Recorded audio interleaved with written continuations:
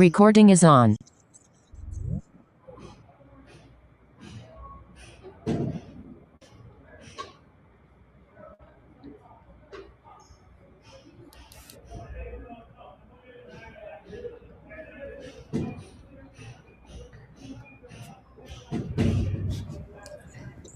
Je pense que nous pouvons commencer. Les autres vont rejoindre en cours. Donc, je vous laisse vous présenter.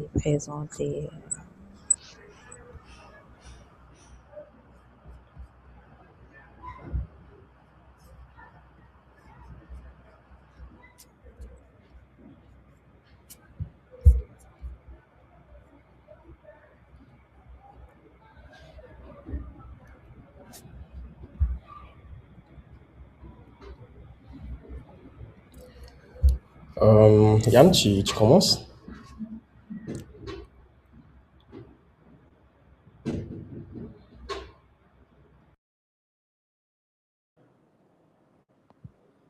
Hello, hello. Salut tout le monde. Je m'appelle Yann. Je suis un des cofondateurs de Yux et le AI Lead de Yux. À toi, Nafi. Hello tout le monde, moi c'est Nafisa Touli et je suis data analyst à Yux. Je passe la main à Binta. Bonsoir à tous, je m'appelle Nebin Tadien et je suis junior machine learning ingénieur chez Yux. Je passe la parole à Ertoni. Bonsoir tout le monde, je suis Artoni Basilongo, je suis Machine Learning Engineer à Yux.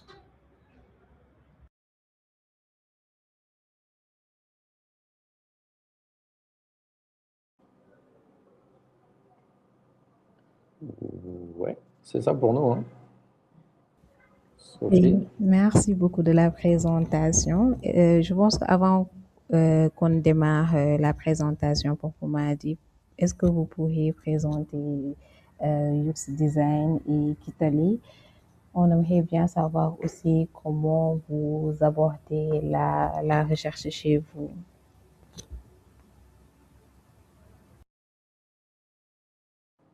Eh ben, ça marche. Tiens, je ne sais pas si c'est Artoni qui partage les slides, mais si tu peux peut-être sortir, aller tout à la fin où il y a des slides sur Yux, Artoni. Finalement, ça peut peut-être être utile. Ouais, et puis, on est un petit groupe aujourd'hui. En tout cas, merci à tous de votre présence. Merci Sophie et Galsen AI pour organiser tout ça. C'est chouette de pouvoir partager. On a une équipe qui est dans plusieurs pays, mais une grosse partie de notre équipe de recherche en IA est au Sénégal. Donc c'est chouette pour tout le monde de pouvoir échanger avec d'autres. Vu qu'on n'est pas nombreux, n'hésitez pas à poser des questions dans le chat ou à nous interrompre. On a différents sujets. Nous, on va beaucoup spécialiser sur l'évaluation des modèles. Mais n'hésitez pas à poser des questions et profitons du fait qu'on ne soit pas nombreux pour rendre les choses beaucoup plus interactives, si ça vous va. OK. Du coup, ouais, Yux, on est une boîte qui s'est créée il y a 9 ans au Sénégal, avec la vision d'aider par des méthodologies issues des sciences sociales à adapter des technologies au contexte sénégalais à la base. Et puis ensuite, on s'est développé dans d'autres pays. Et au final, on se spécialise beaucoup dans ce qu'on appelle du user research ou UX research, qui est finalement les sciences sociales adaptées au monde finalement de la tech. Même si, bien sûr, après, on travaille à l'intersection de d'autres secteurs, comme la santé, l'éducation ou autre.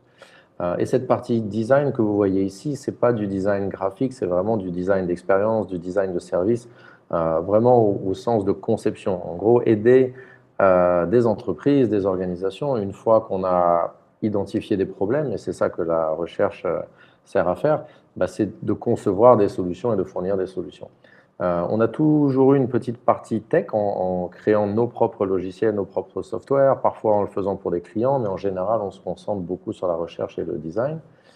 Et puis, il y a à peu près 1 an et demi, 2 ans, on a commencé à embaucher plus de machine learning engineers pour voir c'était quoi l'intersection justement entre les sciences sociales et le design et l'IA, qui, pour ce qu'on voyait, est toujours très drivé, très dirigé par les ingénieurs.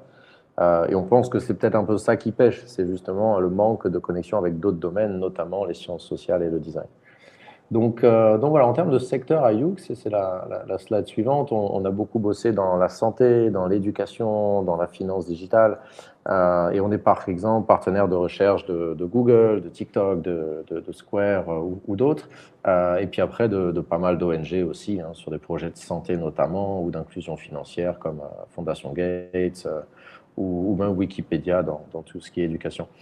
Et en termes de scope, on s'est donc lancé au Sénégal, mais on est maintenant à peu près une cinquantaine, avec peut-être toujours 25-30 personnes au Sénégal, comme vous pouvez le voir sur la slide suivante.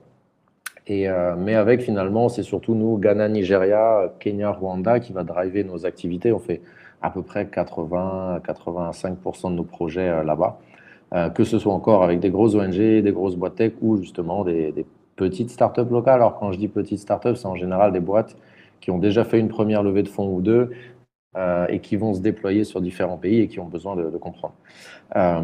Et tout ça et tous ces clients, hein, ça c'était pré-IA, donc c'est vraiment aider ces entreprises à mieux connaître les utilisateurs, les populations en Afrique pour adapter leurs produits technologiques.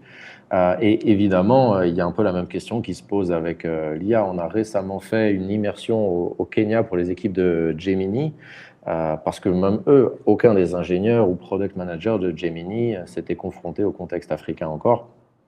Et pourtant, c'est des marchés, c'est des produits qui sont là, qui sont utilisés par les gens. Et donc, il faut qu'il y ait des intermédiaires. Et nous, on pense qu'on est un bon intermédiaire pour aider ces boîtes technologiques et aussi les startups à bien adapter leurs solutions, notamment IA, au contexte africain.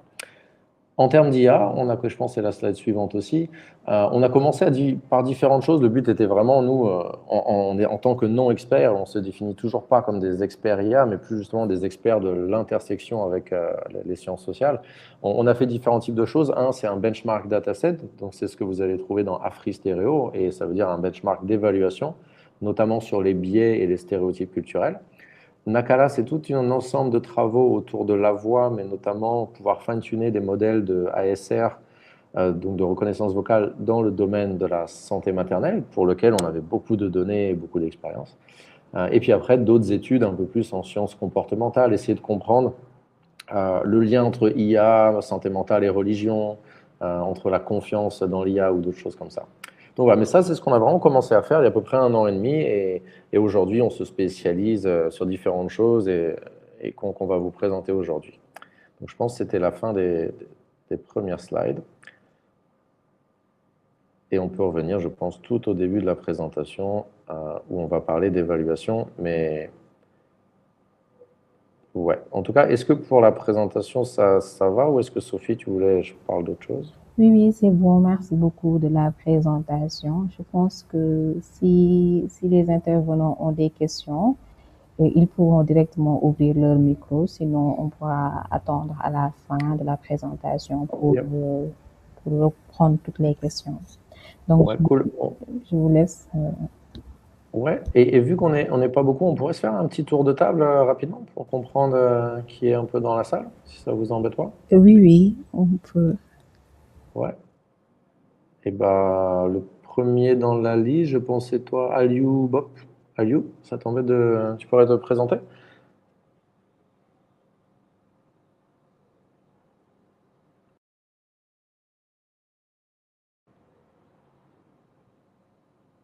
Ok, Aliou n'a pas l'air d'être là. Aziz, est-ce que tu es là? Oui, bonjour à tous. Merci pour votre présentation. Alors, moi, je me nomme Abdulaziz Balma. Je suis étudiant en ingénierie en data et intelligence artificielle. Merci. Super.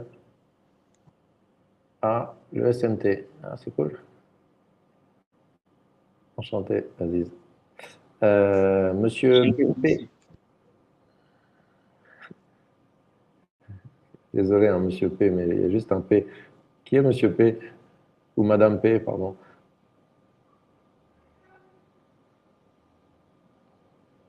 Ok. Alors après, on a Pape Malik. Pape Malik, tu es là? Oui, je suis là. Vous m'entendez? Ouais, très bien. Ça va? Ouais. Oui, bonjour. Oui, ça va, merci beaucoup. Moi, c'est Pape Malik Diop, étudiant en master en sciences des données et applications. Et, bon, disons, je travaille globalement sur le downscaling spatial et correction des biais et voilà, des données climatiques. Et ouais, c'est un plaisir d'être là et de vous suivre. Super. Tu es étudiant où? Au Sénégal, à l'université Ibadan de Thiès. Ah, Thiès, ouais, ok, cool. Ça marche, ça marche. En santé, merci, Pop Malik. Cérine Maudou, bienvenue.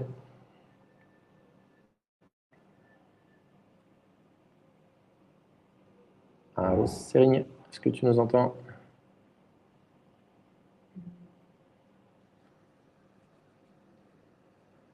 Nope. Cool, cool.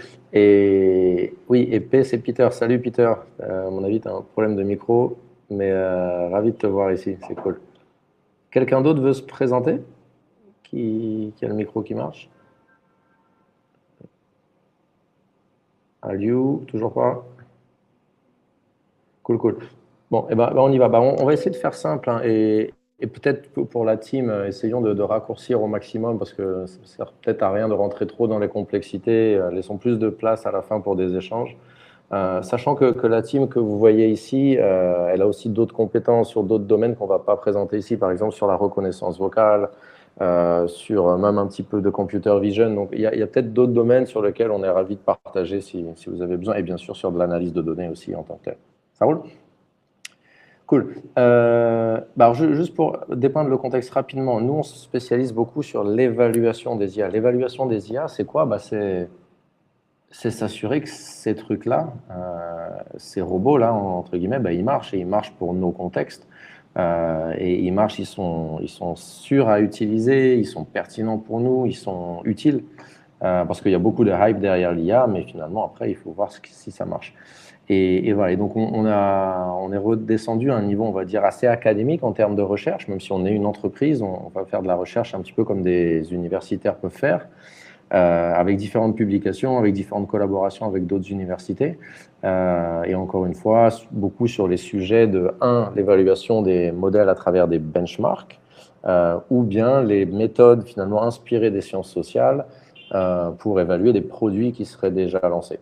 C'est ce qu'on appelle un peu les méthodes participatives. Et donc, c'est un petit peu les différents papers, vous pouvez les retrouver en ligne aussi, mais qu'on a publié, et on essaie justement de pousser, nous, beaucoup le monde des sciences sociales et du design à s'intéresser au monde de l'IA, et bien sûr l'inverse. Et donc, encore une fois, notre positionnement est assez humble en termes d'IA, mais c'est vraiment cette intersection sur laquelle on pense qu'il y a quelque chose à faire. De manière très simple, en termes d'évaluation, on le voit à 4 niveaux. Le premier niveau, et ce qui est bien avec les IA, et c'est la slide d'après, c'est de pouvoir évaluer un modèle, ce qu'on pouvait assez pas faire avec du software avant. Donc là, quand on a un modèle, il y a pas mal d'évaluations qu'on peut faire juste à ce niveau-là avant de le mettre dans les mains de différentes personnes. Et ensuite, une fois que le produit est sorti, entre guillemets, il est mis dans une petite boîte qui est l'application mobile ou une app web, vous pouvez évaluer le produit et comment les gens l'utilisent. Sur le long terme, ensuite, vous pouvez évaluer l'adoption, à quel point ça change le comportement des gens, et puis bien sûr, s'il y a un impact social ou économique à la fin. Et donc, en termes de méthode, nous, on va se concentrer surtout sur les 3 premières étapes. On va faire, si tu peux juste passer à la slide suivante, le cultural teaming, qui sont des méthodes participatives qui vont ressembler un petit peu à des ateliers, finalement, avec des gens sur place, où on va essayer de faire des techniques un petit peu de red teaming, mais inspirées par les notions culturelles. Donc, en gros, le red teaming, c'est d'essayer de faire en sorte que le modèle dise des bêtises ou des choses qui ne sont pas appropriées, et de pouvoir le noter, et ça permet d'améliorer les modèles. Deuxième type d'évaluation qu'on fait, ça va être au niveau du modèle avec des benchmark datasets. Si on peut juste aller à la slide suivante. Et ça, on va en présenter aujourd'hui. Donc, c'est typiquement faire passer un test. Et le dernier type d'évaluation, c'est avec des humains. Ça paraît simple, mais aujourd'hui, c'est très peu fait dans l'IA, où on évalue beaucoup les modèles sur des scores théoriques à partir de datasets, qui souvent même sont proposés par les créateurs des IA eux-mêmes, donc il n'y a aucune objectivité. Et nous, on se propose justement de s'inspirer des sciences sociales pour avoir des vraies personnes qui vont évaluer des outils IA. Donc aujourd'hui, on fait une grosse évaluation de OpenAI au Rwanda et au Sénégal pour savoir si ChatGPT marche bien pour les questions de santé. Mais on va demander à des vrais gens de faire ce genre d'évaluation. Voilà, et on vous présentera un petit peu un cas. Donc aujourd'hui, dans la présentation, on va la diviser en 2 parties. Une partie sera autour des benchmark datasets, Et on voit plus ton écran, Ertoni. Je sais pas si c'est normal. On voit l'écran de Pape Malik qui se balade quelque part. Ça a l'air sympa, c'est vide. Et donc, en fait, la première étape, c'est de se faire des benchmark datasets. Donc, en gros, c'est des datasets d'évaluation. Deuxième partie qu'on va présenter va être autour de l'évaluation avec des humains sur un exemple qu'on a fait avec Google. Je pense qu'il faut arrêter et reprendre la présentation. C'est le whiteboard qui dérange. Partage. Oui.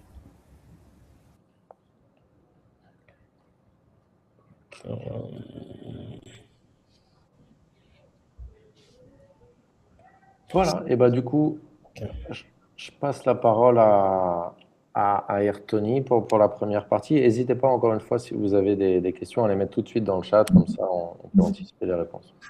Ça marche? Ah oui, merci. Binta, tu peux démarrer, après je vais continuer la suite.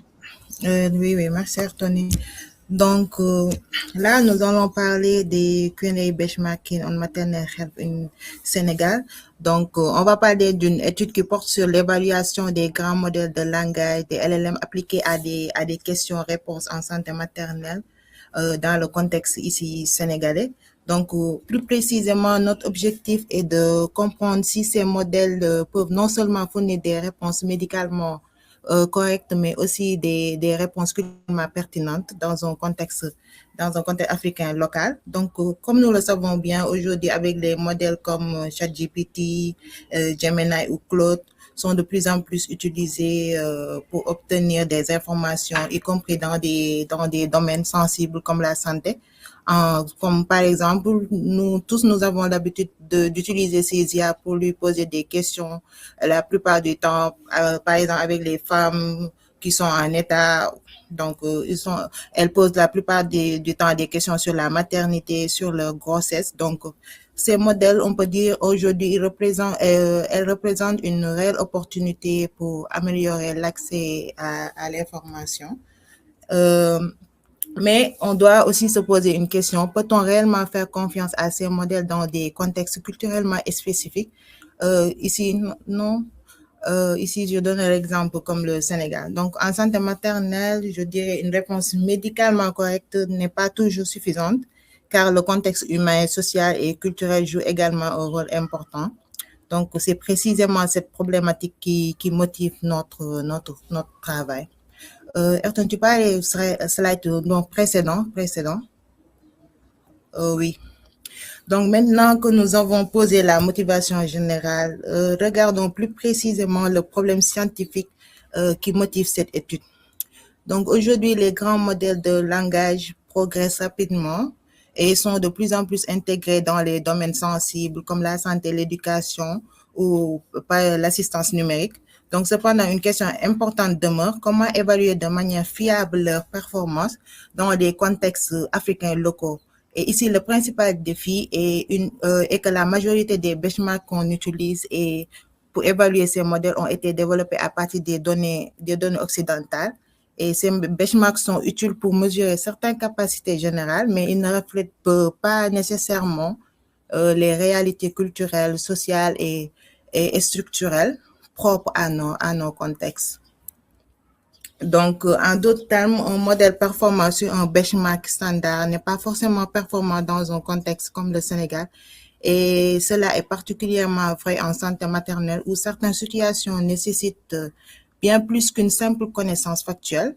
Et les modèles doivent parfois être capables de comprendre des dynamiques familiales, des croyances culturelles, des comportements sociaux ou encore des contraintes d'accès aux soins. Et c'est la raison pour laquelle on s'est posé ces questions-là. La première est comment les LLM performent-ils sur des questions culturellement ancrées en santé maternelle? Et car répondre à une question factuelle est une chose et comprendre une situation locale en est une autre. Et la deuxième est quelles métriques sont réellement adaptées pour évaluer ce type de réponse? Parce que les métriques standards qu'on utilise mesurent souvent seulement la similarité textuelle. Mais ici, nous devons aussi mesurer la pertinence culturelle. Et la troisième question Et quel type de questions révèlent le mieux les capacités de raisonnement culturel?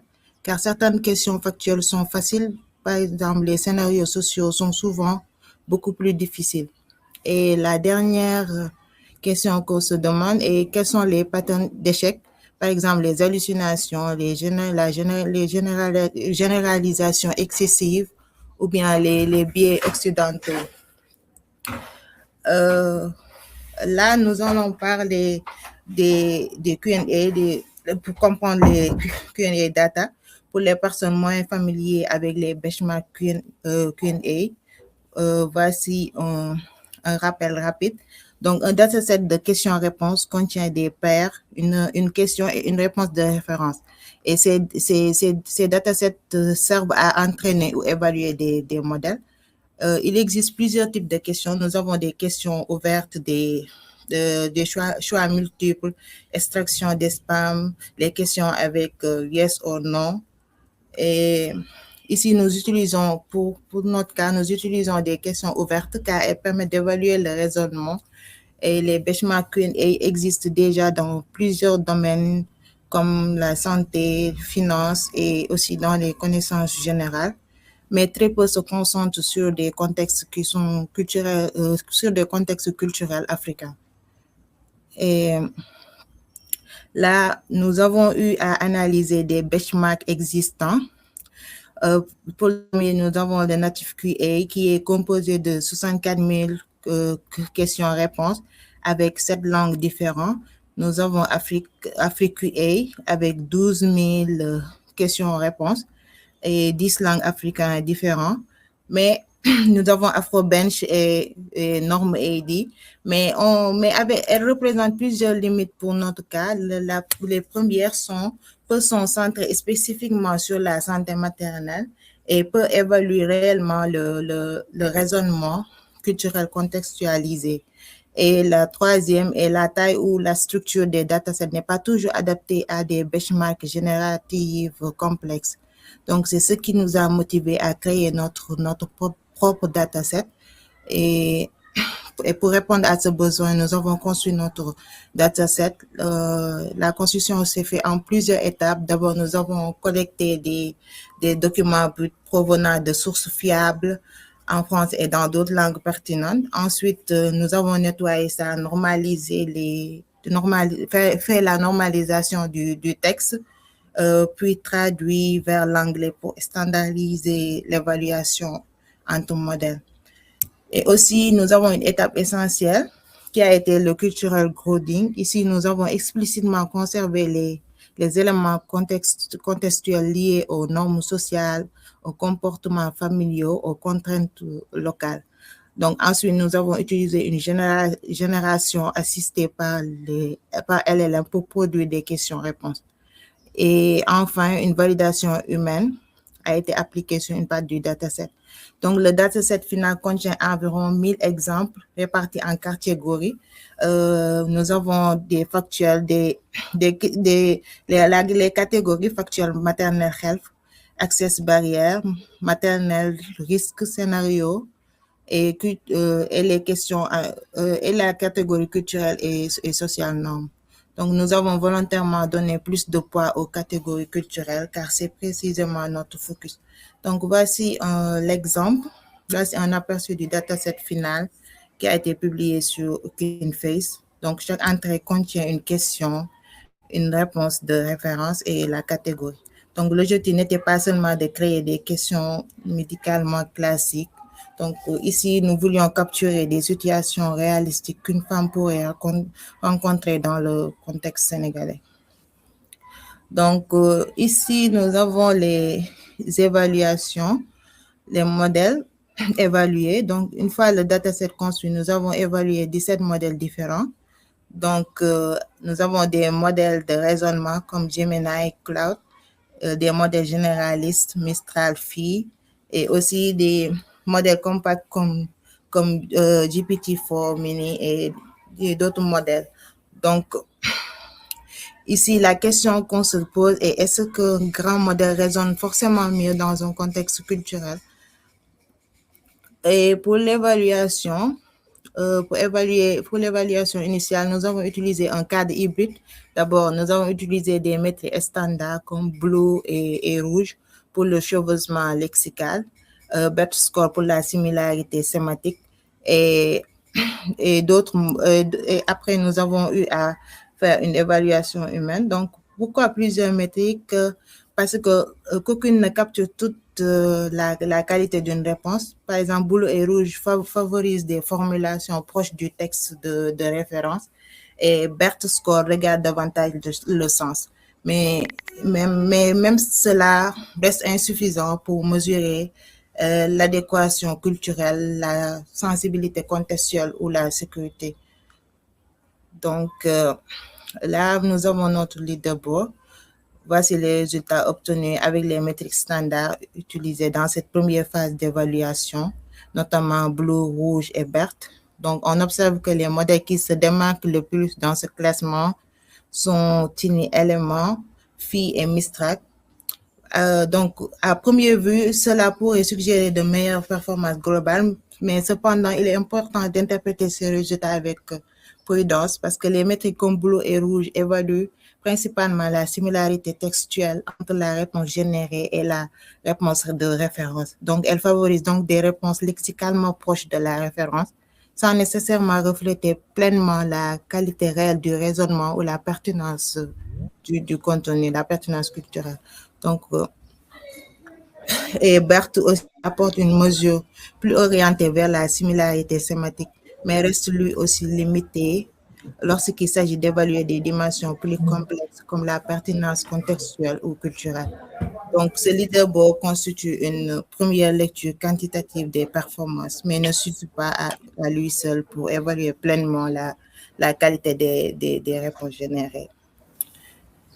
Donc là, le point clé ici est que les métriques standards montrent rapidement leurs limites. Elles mesurent bien la similarité textuelle, la cohérence lexicale, l'alignement sémantique, mais elles ne mesurent pas réellement la pertinence culturelle, la justesse contextuelle et aussi la qualité du raisonnement.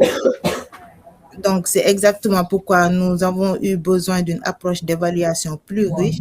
Et c'est à ce niveau que mon collègue va poursuivre avec l'approche du LLM Adjust, qui permet une évaluation plus contexte des réponses. Merci Binta pour la présentation. Donc, comme elle vient de signaler, nous avons commencé d'abord à évaluer des modèles sur les métriques standards. Et on a vu que certaines métriques standards qui existent déjà ne permettent pas vraiment à évaluer tout ce qui est pertinence culturelle. Par exemple, pour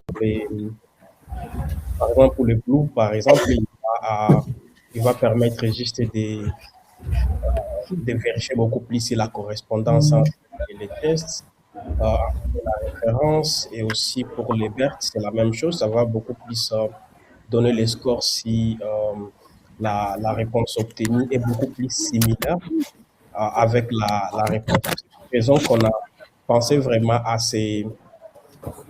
Donc, on a pensé vraiment à ces concepts qu'on appelle les LMS et Judge. Les LMS et Judge, c'est juste en fait les... Oui, il y a un micro qui est donc, le concept de LLM et Judge, ça va juste consister à utiliser un grand modèle LLM comme évaluateur automatique des réponses produites par les autres LLM. Donc, au lieu qu'un humain lise la réponse et dit si c'est exact, c'est clair ou c'est fluide, on va juste demander à un LLM de jouer ce rôle-là. Donc, on va demander à LLM de venir avec un score.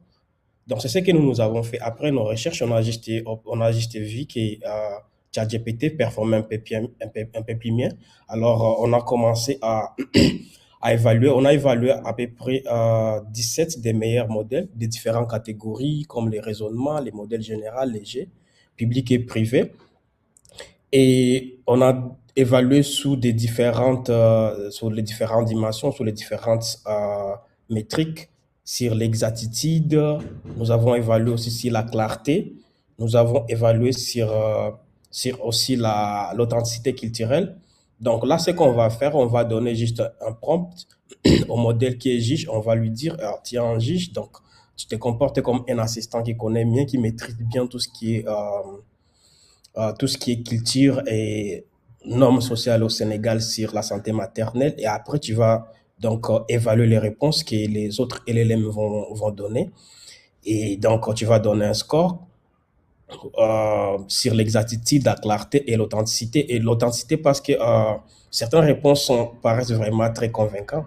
Certaines réponses de LLM, mais ce ne sont pas vraiment ancrées dans nos contextes.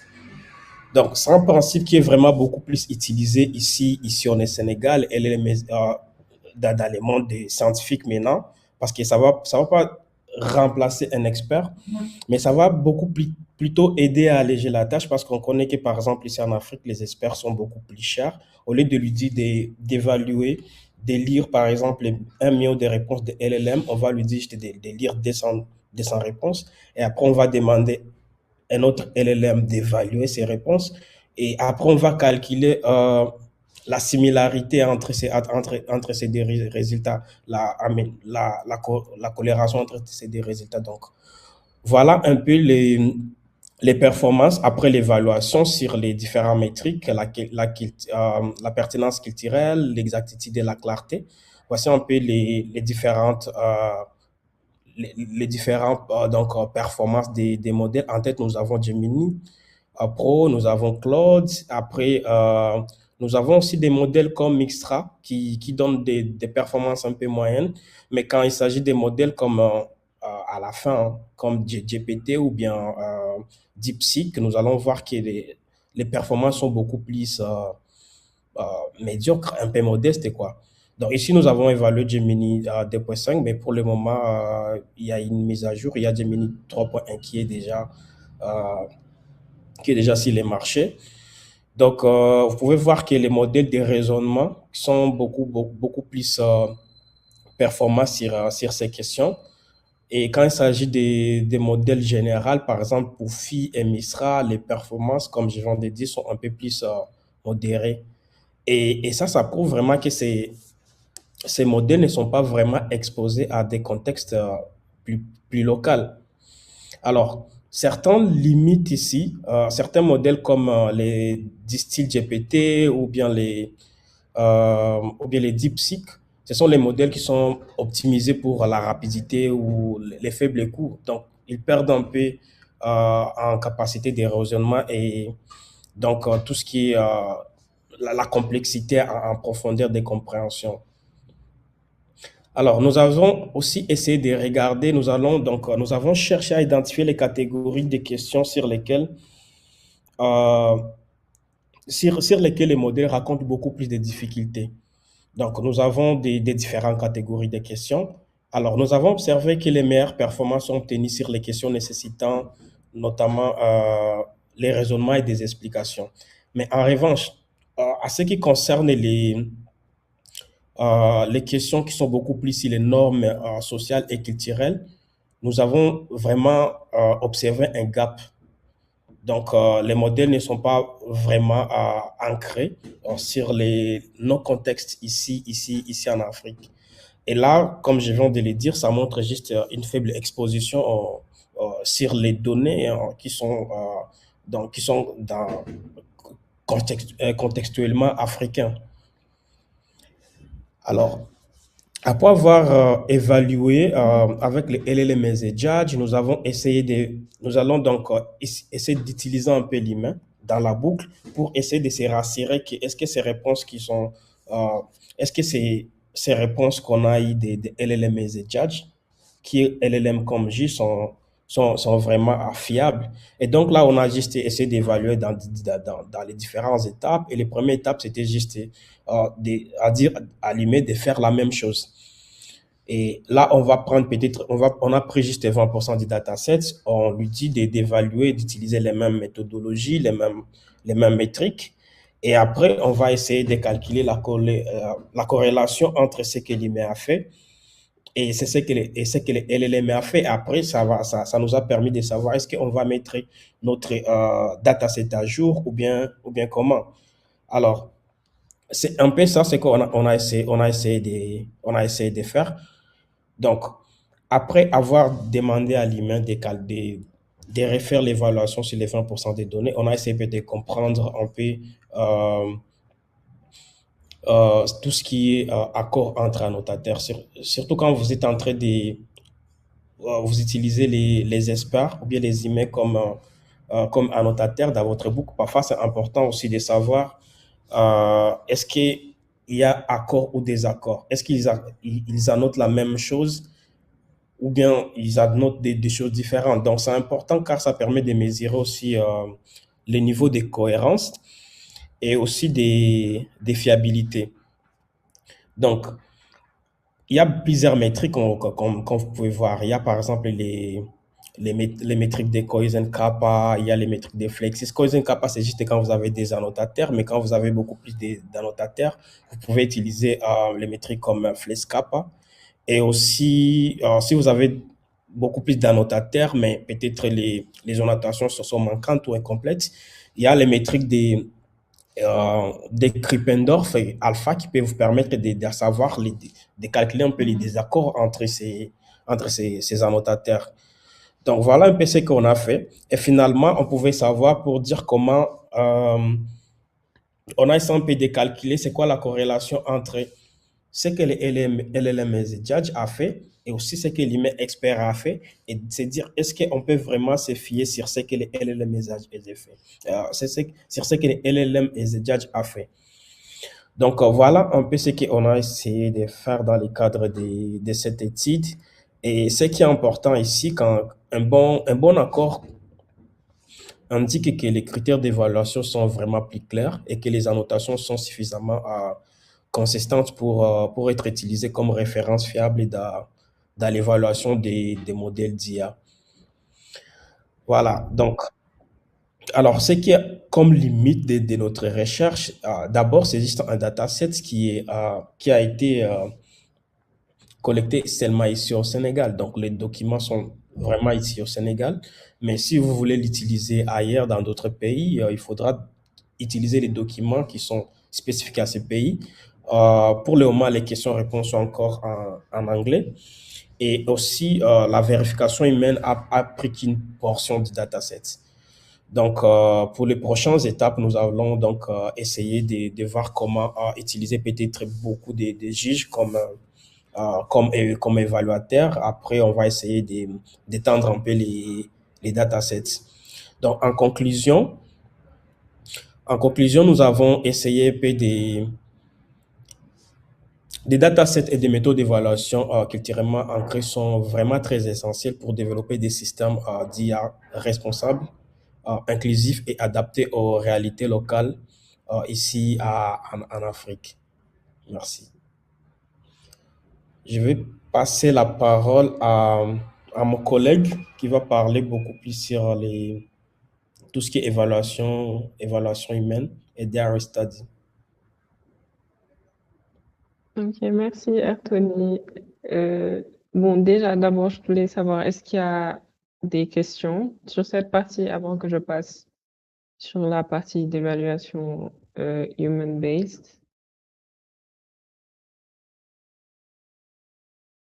Bon, s'il n'y a pas de questions, alors on peut passer à la partie suivante. Donc, pour la partie benchmarking, ça nous a montré que on peut évaluer des LLM à grande échelle avec des métriques assez techniques, mais à la fin, ça ne va pas vraiment nous donner, ça va pas vraiment capturer l'expérience de l'utilisateur et capturer la pertinence culturelle de ces outils. Donc, c'est là que interviennent les méthodes d'analyse human-based. Donc, tu peux aller à la slide suivante. Bon, là, je vais un peu présenter cet article qu'on a fait, donc qui expose un peu cette méthode d'étude assez hybride. Donc, au lieu d'utiliser juste les benchmarking et les méthodes techniques, on va utiliser une technique qui s'appelle le cultural teaming. Je pense que tu peux aller à la slide suivante. Ah non, j'ai skip ça, mais bref, on va utiliser le cultural teaming. Donc, je pense qu'Yann a expliqué au départ, c'est comme le head teaming. Donc, on va utiliser des scénarios et créer des personnages.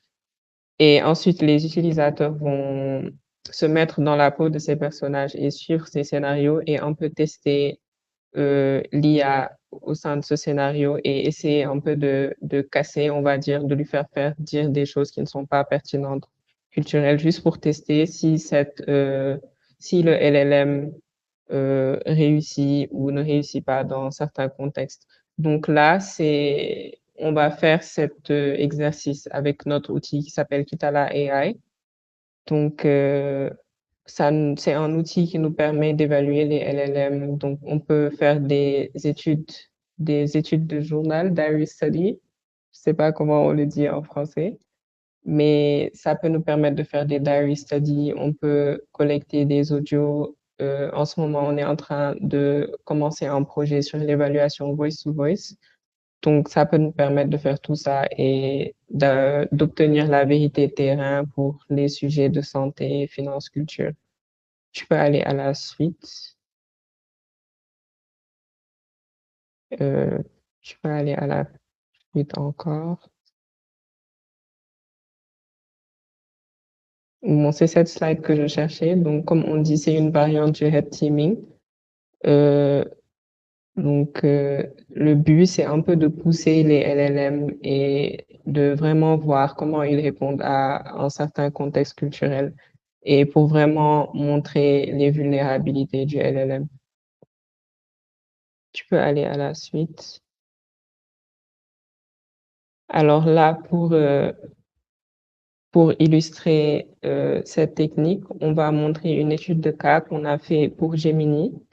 Donc, on a testé un LLM pendant 3 jours avec 8 scénarios sur le thème de l'éducation.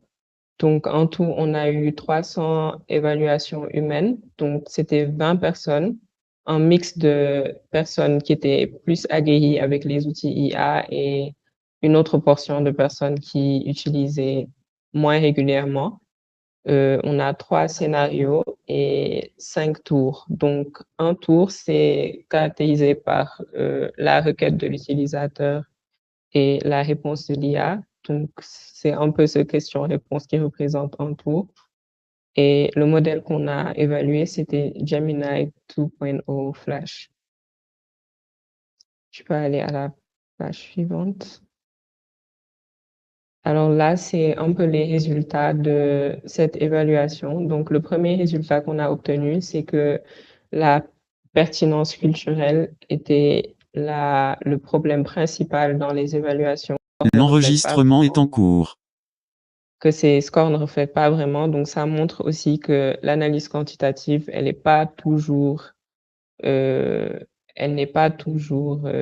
exacte et qu'il faut aussi penser à se pencher vers l'analyse qualitative pour compléter et aussi peut-être adapter nos méthodes pour vraiment mieux expliquer aux participants qu'un score, par exemple, en 3 sur 5, en 4 sur 5, ça représente quoi exactement.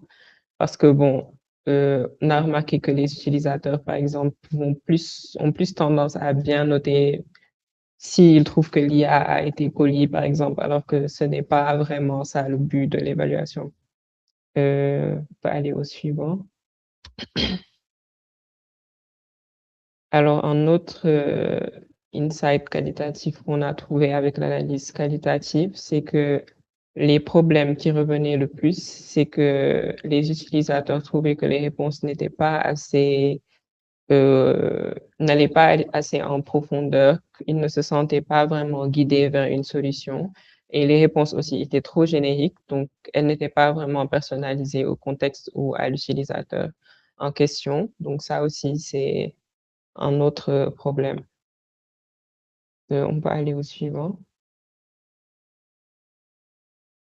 Donc, on a aussi remarqué par rapport au segment. Donc, comme je disais avant, il y a les AI Power Users, c'est les personnes qui utilisent les outils IA très, très fréquemment. Donc, bon, on va dire ils sont plus aguerris par rapport aux prompts ils ont tendance à savoir comment naviguer l'IA pour avoir des réponses satisfaisantes, alors que les regular users auront plus de mal et aussi seront moins critiques, on va dire, par rapport à l'évaluation des réponses.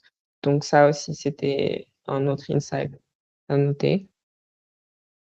Tu peux aller au suivant.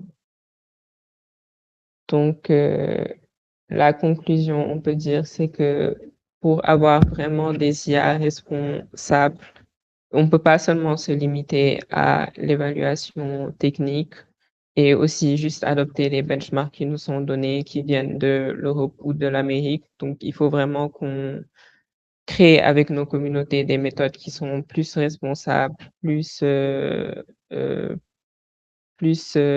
correctes contextuellement. Et oui, donc c'est ça le takeaway pour cette session. Bon, je donne la main à Yann.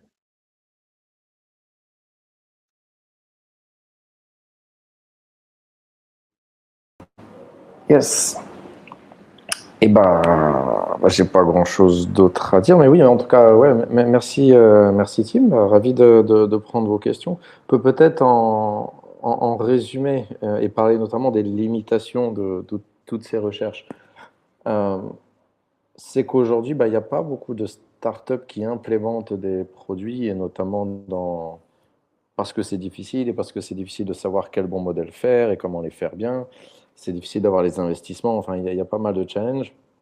Mais nous, on pense que d'avoir des bonnes évaluations peuvent permettre de gagner énormément de temps et d'argent, notamment dans la première étape, d'avoir des benchmark datasets qui permettent de comparer les différents modèles avant de choisir quel modèle on va prendre pour créer son chatbot, par exemple, dans la santé, dans l'éducation, dans la nutrition. Ça permet déjà de choisir.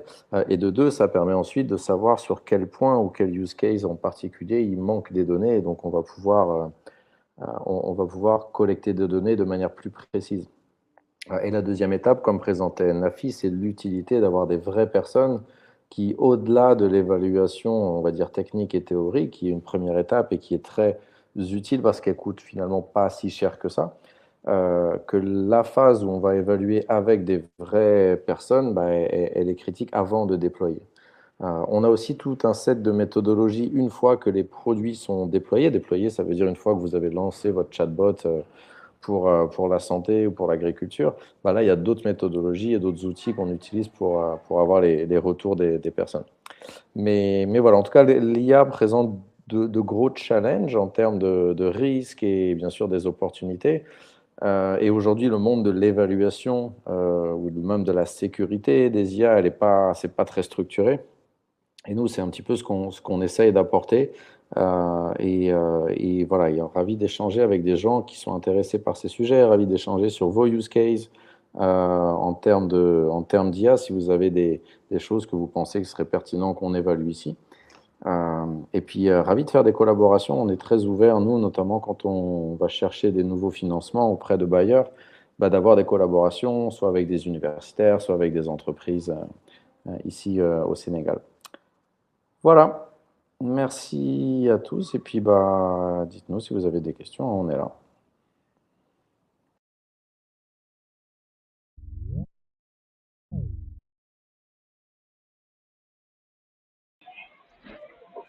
Oui, bonjour et merci beaucoup pour la présentation.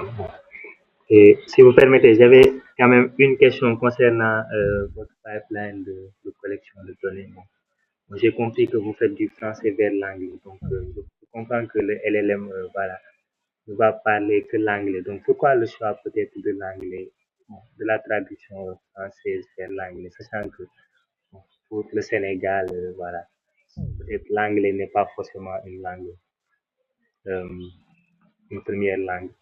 Et est-ce qu'il y a aussi des travaux faits sur les langues locales, comme le Wolof ou autre? Donc c'était ma première question sur ça.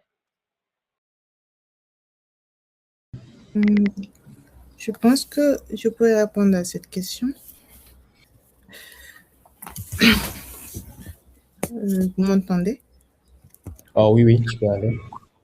Oui, donc pour le choix de l'anglais, donc je dirais que c'est pour des raisons de standardisation de l'évaluation.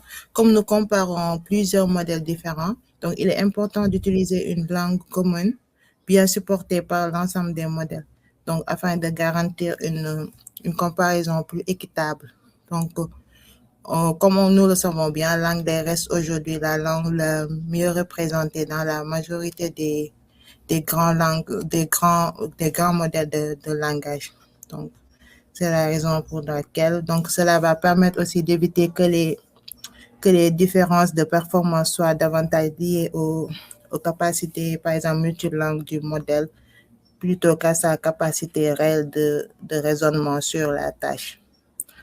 Donc, le contexte étudié reste bien sénégalais puisque les situations, scénarios, réalités culturelles intégrées dans le dataset proviennent de ce contexte.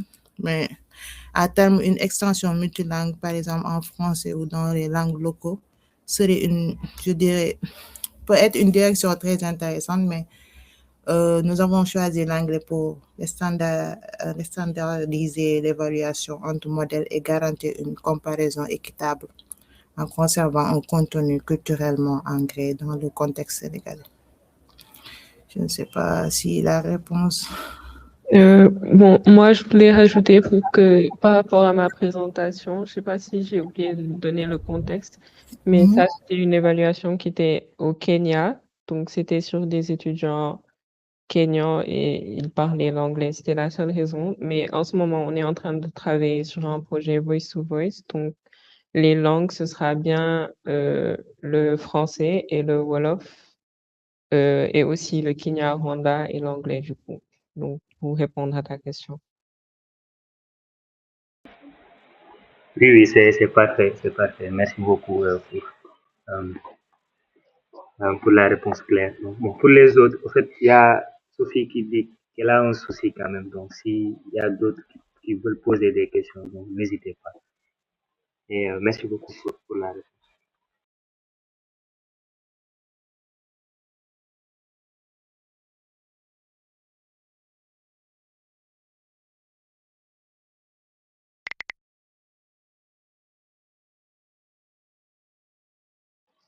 Bon, peut-être en attendant une autre question, je peux me permettre donc de poser un peu sur l'architecture. Donc, globalement, votre architecture, c'est plutôt du RAG, du RAG, ou bien c'est un modèle choisi et fine-tuné sur un corpus, donc sur le corpus défini. Bon, si vous parlez des évaluations, c'est la pertinence culturelle. À ce niveau, on n'a pas encore fine-tuné. Donc ici, on cherche d'abord à collecter les données qui vont permettre maintenant de faire les fine-tuning. C'est-à-dire que ça, juste les données pour les benchmarking. Et quand on parle de benchmarking, c'est juste, on va évaluer les modèles existants. On va les évaluer, est-ce qu'ils comprennent bien les normes culturelles. Donc, à ce moment, on n'a pas encore fine-tuné, mais le but, en fait, c'est de faire des benchmarking. Donc, on fait les évaluations pour regarder s'il y a un gap. Et après, maintenant, on pourra collecter un grand corpus pour permettre maintenant de fine-tuner. Donc, maintenant, pour les fine-tune, vous pouvez soit fine-tuner les LLM ou soit vous pouvez utiliser maintenant l'approche d'Irak, comme tu viens de mentionner.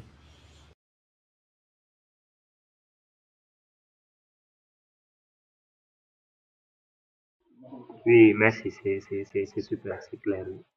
Et, bon, et pour l'évaluation, bon, je vois quelques modèles utilisés, donc bon, je peux dire extérieur. Est-ce qu'il y a est-ce qu'il y a eu peut-être, je sais pas, une réflexion faite sur ça concernant s'il y a eu des données plutôt sensibles, donc le fait d'utiliser, ou bien c'est des modèles open source, ou bien on expose totalement les données euh,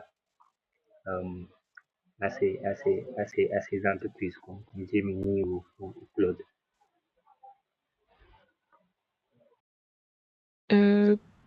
Anthony, vas-y. Non, tu peux aller, je viens après toi. Ok. Pour l'évaluation, Donc, comme tu as vu, on a utilisé un modèle externe, comme tu dis, mais c'est ça du coup qui est bien avec la méthode du cultural teaming, c'est que vu que les participants, on leur assigne un scénario et un type de personne à suivre, un comportement à avoir, c'est un peu des personnages fictifs en fait. Donc, c'est pas leur, bon, dans certains contextes, c'est pas leurs informations privées qu'ils vont donner à l'IA, mais quand même, ça reste des scénarios purs. Mais bon, Anthony peut peut-être compléter ma réponse. Ok, oui. Donc, les questions d'éthique ont été soulevées, hein. Donc, quand on fait la collecte des données, on cherche d'abord à regarder est-ce qu'il n'y a pas des contenus sensibles, est-ce qu'il n'y a pas des informations personnelles qui sont dans les données. Donc, c'est un peu ça qu'on a essayé de vérifier avec l'équipe. Mais aussi, on doit dire que les données ne sont pas vraiment, ça ne peut pas être confondu par les recommandations médicales. Donc ici, on essaie juste de- d'évaluer la pertinence culturelle. Donc les normes sociales si la santé maternelle, mais ne doivent pas être confondre par les recommandations médicales. Donc, c'est un peu ça. Et si vous allez sur Hugging Face, vous allez voir, il y a toutes les informations sur tout ce qui est les limites et tout ce qui est la considération sur l'éthique. Oui, c'est parfait, c'est très clair. Merci beaucoup. Et je pense qu'il y a une question sur le chat donc, de Aziz Balma. Donc, il demande, dans le cas de l'utilisation d'un LLM comme un juge, comment avez-vous fait pour le choix de ce LLM juge? Euh, ok, Bineta, tu peux y aller. Bon, je dirais que pour le choix du LLM utilisé comme juge, ce n'est pas fait de manière arbitraire. Donc, je dirais que l'idée est de sélectionner des modèles ayant déjà montré de bonnes performances globales en généralisation, compréhension et évaluation de texte. Donc, comme un LLM juge doit analyser une réponse, la comparer à une référence et attribuer un score cohérent selon plusieurs critères. Donc, il faut un modèle avec de bonnes capacités de raisonnement et de compréhension contextuelle. Donc, nous avons privilégié des modèles reconnus par leur stabilité et leur bonne performance sur ce type de tâche. Donc, l'objectif était aussi de réduire le risque d'utiliser un modèle trop faible qui va nous introduire davantage à des erreurs dans l'évaluation. Donc, le jugement peut lui aussi contenir des biais. C'est pourquoi, idéalement, ces résultats doivent être comparés. C'est pourquoi on fait appel à des évaluations humaines, comparé à des évaluations humaines. Je ne sais pas si c'est la réponse. Si Ayrton, tu as quelque chose à ajouter aussi. Non, je pense que vous avez bien répondu. C'était ça, c'est en base des études qu'on a fait, mais aussi sur les revues de littérature existantes. On avait vu que GPT était beaucoup plus utilisé comme juge. Par exemple, il y a aussi presque la même étude similaire qu'ils ont fait en Ouganda, l'évaluation de la pertinence culturelle aussi, avec CRAN, je ne sais pas si tu connais. Donc, ils ont utilisé, il y a un autre qui a été fait en France, ils ont utilisé aussi GPT. Mais aussi, quand on fait les études, on essaie de regarder, on utilise Claude pour évaluer. On fait premier test, deuxième test et on regarde est-ce qu'il y a la cohérence. Donc, c'est après ces études-là qu'on a dit qu'on pouvait utiliser GPT. Et ce même GPT a été utilisé pour générer aussi des questions. Donc, on ne pouvait plus l'évaluer. Donc, on l'a juste utilisé comme juge.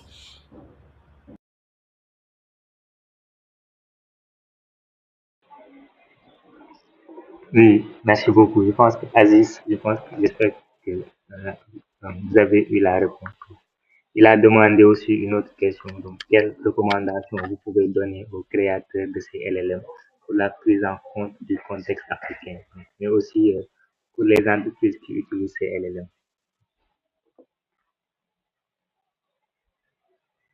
Bon, je pense que ça, c'est une question personnelle. Moi, ce que je peux dire, hein, selon mon expérience, c'est juste inclure beaucoup plus les langues africaines.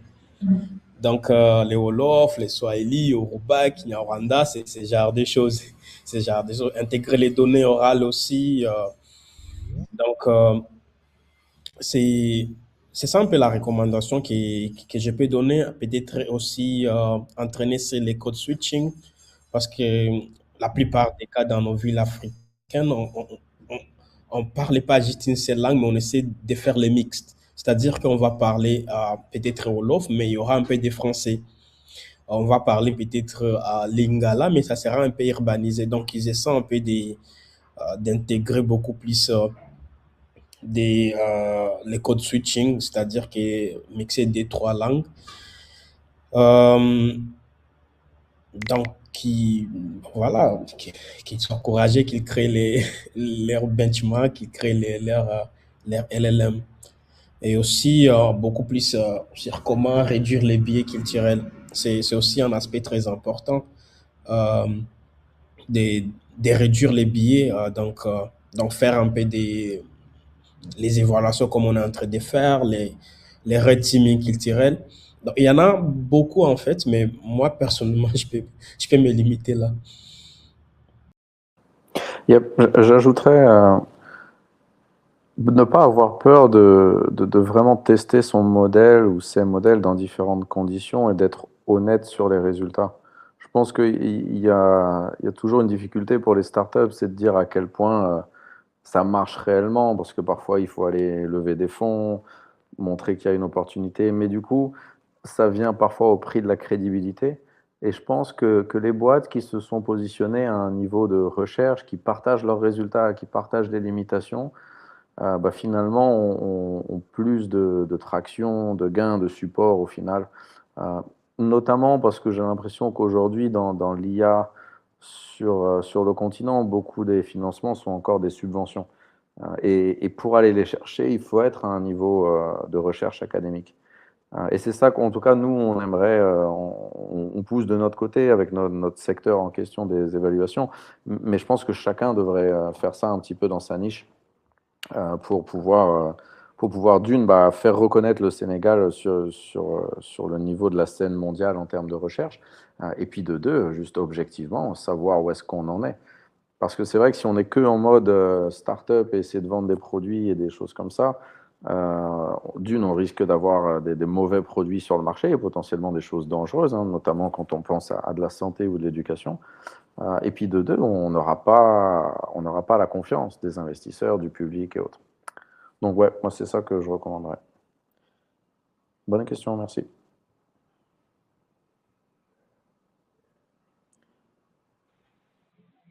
Oui, merci. Ok, merci pour vos questions.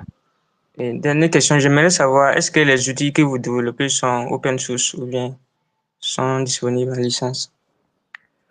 Alors ça dépend. Pour les datasets et pour les modèles, oui, notamment là le dataset qu'on a présenté là sur la santé maternelle au Sénégal, oui.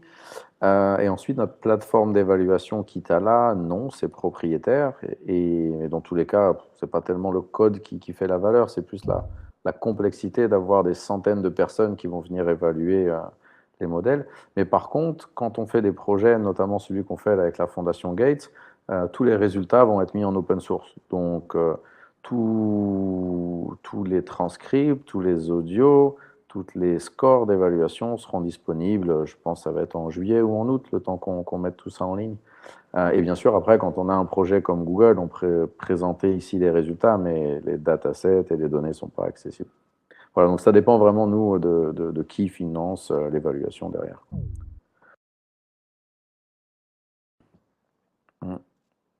D'accord, merci. Je vais partager le lien de notre GitHub si ça vous est utile et le Hugging Face aussi. Donc, il y a il y a quelques projets hein, là-bas, tout n'est pas là-bas, mais bon, n'hésitez pas à rester voir là-bas de temps en temps s'il y a des nouveautés, quoi. Yep. Oui, ouais, Ok. ouais. Une question aussi. Au début, vous avez parlé de partenariat, voilà, des possibilités de partenariat avec les universités. J'aimerais savoir dans ce cadre-là, quel serait voilà, le type de partenariat que vous pouvez faire avec ces universités en Afrique, ou particulièrement au Sénégal. Bah, tout dépend après des spécialités hein, du groupe de recherche et de l'université en question. En général, ce qui peut être intéressant, c'est d'avoir des universités déjà spécialisées dans un domaine. Donc, par exemple, ça peut être un laboratoire médical ou un centre de recherche sur la santé qui s'intéresse à l'impact de l'IA. Ça peut être une piste. Deuxième piste, c'est des universités qui sont déjà dans tout ce qui est machine learning et IA.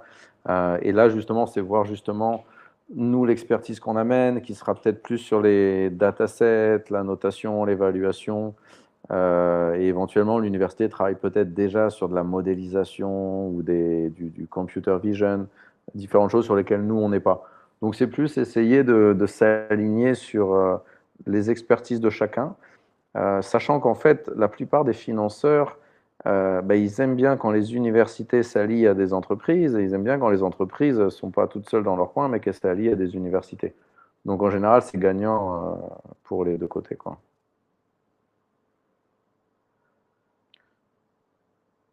D'accord, super, merci. Ouais. N'hésite pas, hein, si tu penses que ça peut faire sens, enfin avoir du sens, que une mise en relation avec certains de tes collègues ou profs, n'hésite pas. On a souvent des sessions de partage comme ça avec pas mal d'universités. Donc, et puis après, on voit s'il y a des collabs à faire ou pas. Parfois, il n'y a pas de collab parce que les sujets ne sont pas là, mais c'est toujours bon de savoir ce que font les autres.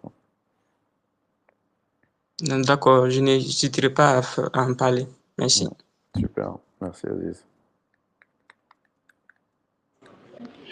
Bonjour, est-ce que vous m'entendez? Oui, très bien. Désolée, j'avais un petit souci technique. J'ai une question. Est-ce que actuellement la solution que vous proposez, je ne sais pas si j'ai un peu raté la présentation. Du coup, j'ai entendu parler de RAG et de fine-tuning. Du coup, je suppose que vous développez aussi des solutions pour pallier à ces problèmes des grands modèles. Est-ce que ce sont des solutions ouvertes, vu que, comme vous l'avez très bien présenté, la santé, c'est la santé publique, du coup, c'est des utilisateurs comme nous les citoyens. Est-ce que les solutions-là sont ouvertes pour que si demain, par exemple, j'ai une question de santé, je pourrais utiliser la solution de UX Design pour avoir une réponse très spécifique par rapport à mon problème? Non, parce qu'aujourd'hui, on ne va pas fine-tuner de LLM, en tout cas pas encore. On en discutait d'ailleurs juste avant ce call, hein, dans notre roadmap pour l'année. Mais pour l'instant, ce qu'on a fine-tuné, c'est des modèles de reconnaissance vocale. Donc, ce que tu vas pouvoir trouver, et d'ailleurs, je pense que c'est en open source, ou en tout cas, il y a des données qui sont dispo, mais c'est des modèles sur la reconnaissance vocale, notamment dans la santé maternelle. Et on se pose la question, effectivement, d'aller sur un LLM. Ce qui est difficile sur les LLM ou même sur les petits modèles, c'est que ça prend beaucoup de ressources et finalement, les géants sont aussi très rapides et ils avancent très vite. Donc, c'est un petit peu ça. On essaye de voir les opportunités, les challenges, mais aujourd'hui, non. De manière très concrète, on n'a pas un outil qui va permettre à des gens de poser leurs questions de santé. Et je pense que on peut le faire de manière. Ce serait intéressant justement pour tester plein de paradigmes de recherche et de questions de recherche, mais je pense que c'est un peu l'erreur qu'ont fait aussi beaucoup de startups en IA partout dans le monde. C'est de lancer un modèle en pensant qu'un modèle, c'est un produit et que c'est une startup. Et en fait, il y a beaucoup d'autres choses à faire, même si tu as un très bon modèle derrière, tu vois, en termes de commercialisation, de user experience, d'accès, de machin. Donc, ouais. Donc, on verra. Peut-être d'ici 6 mois, la réponse sera différente. En tout cas, c'est un très très beau travail et c'était hyper intéressant la présentation. Du coup, je ne sais pas si les autres ont d'autres questions. Yep. Bah, du coup, moi j'ai des questions. Galsen AI, il y a quoi un peu comme activités qui sont prévues au niveau du Sénégal? J'en parlais aussi avec certaines personnes au niveau, par exemple, de Deep Learning Indaba. Est-ce qu'il y a des choses qui sont prévues? Et comment nous, on peut aider ou contribuer?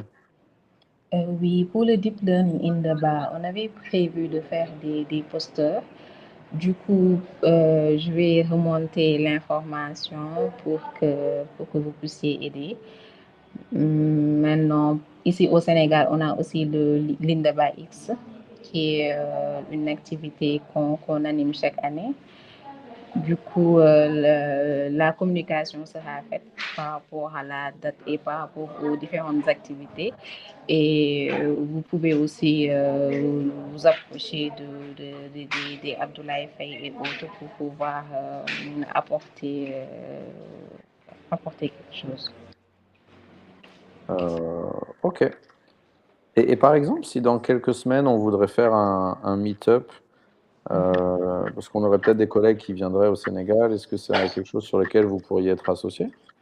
Oui, bien sûr. On a les reading groups qui consistent à organiser chaque mois des paper reading, comme on a fait aujourd'hui. On a aussi des webinaires pour parler de l'IA de manière générale et l'impact de l'IA dans des domaines bien spécifiques. On a aussi les programmes des ambassadeurs qui permet aux différentes universités aux étudiants des différentes universités de venir présenter leurs travaux ou bien leurs connaissances. Du coup, ça dépendra du thème, du format et après, on pourra s'organiser pour voir dans quel type de présentation ce sera. Ok, Du coup, ça après, marche. on pourra discuter par rapport à cela pour organiser le meet. Ouais.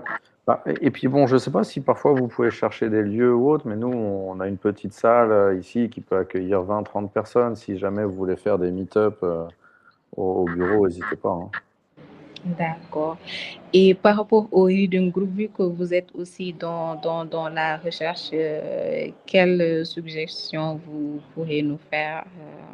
Parce qu'actuellement, on est en train de chercher en fait des formats qui vont plus engager les gens à suivre.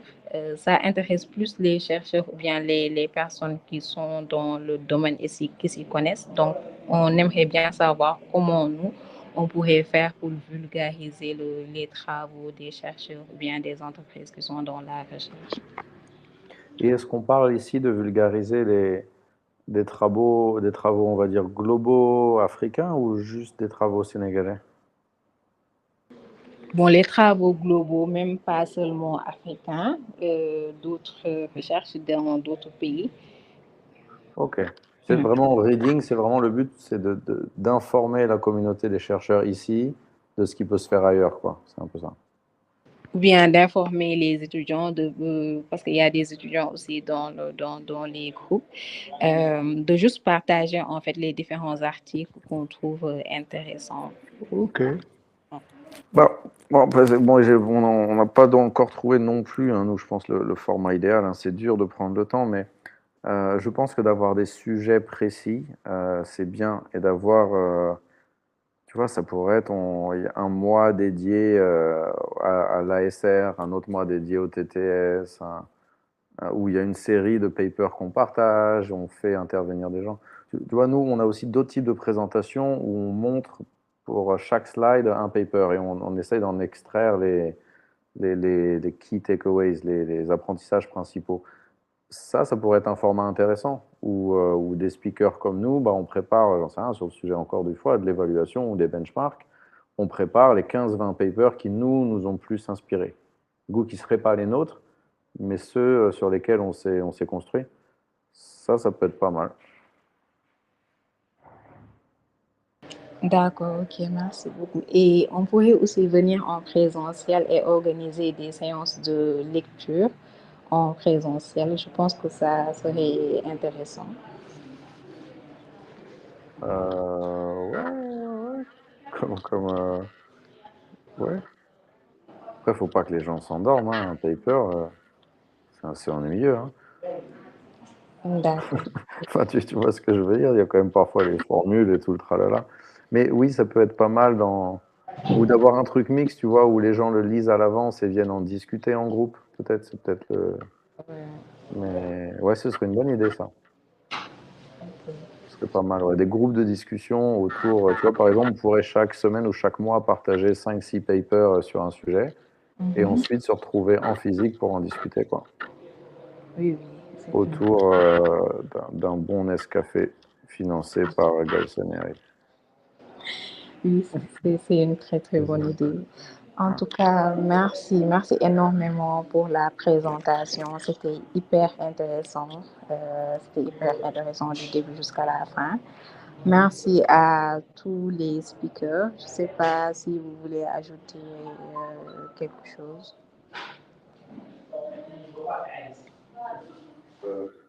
Enfin, pour moi, c'est bon. Quelque chose à ajouter, Tim? Non, merci Sophie de nous avoir.